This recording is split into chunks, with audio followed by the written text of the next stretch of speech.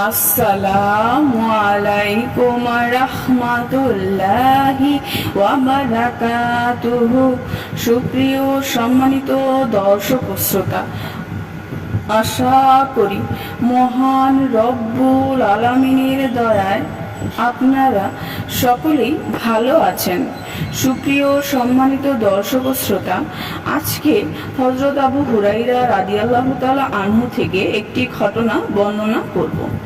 ঘটনার শিরোনাম হচ্ছে ইহুদিকে দ্বীনের দাওয়াত। সুপ্রিয় সম্মানিত দর্শক শ্রোতা, আপনাদের নিকট অনুরোধ থাকবে ঘটনাটি শেষ পর্যন্ত শোনার। হযরত আবু হুরায়রা রাদিয়াল্লাহু তাআলা আনহু বলেন, একদা আমরা মসজিদে বসা ছিলাম। আল্লাহর রাসূল সাল্লাল্লাহু আলাইহি ওয়াসাল্লাম আমাদের কাছে এলেন ও বললেন, এসো ইহুদির কাছে যাই। আল্লাহর রাসূল সাল্লাল্লাহু আলাইহি ওয়াসাল্লাম হযরত আবু হুরায়রা রাদিয়াল্লাহু তাআলা আনহু ও অন্যান্য সাহাবীদের নিয়ে ইহুদির কাছে গিয়ে বললেন, ইসলাম গ্রহণ করো, নিরাপত্তা পাবে। ইহুদি বলল, আপনি আল্লাহর বাণী পৌঁছে দিয়েছেন। আল্লাহর রাসূল সাল্লাল্লাহু আলাইহি ওয়াসাল্লাম বললেন, আমিও এটাই চাই, কিন্তু তারপরও তোমরা ইসলাম গ্রহণ করো, শান্তি ও নিরাপত্তা পাবে। ইহুদি উত্তরে আগের কথাই বলল।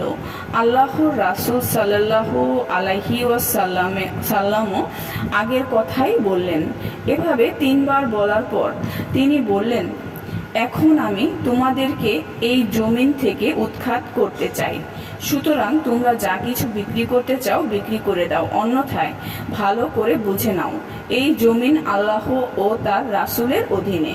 সুপ্রিয় সম্মানিত দর্শক ও শ্রোতা, আজকের ঘটনাটি এই পর্যন্তই। ঘটনাটি যদি ভালো লেগে থাকে অবশ্যই চ্যানেলটি সাবস্ক্রাইব করবেন, লাইক করবেন, কমেন্ট করবেন এবং বেশি বেশি শেয়ার করে দিবেন। সবাই ভালো থাকবেন। আল্লাহ হাফেজ।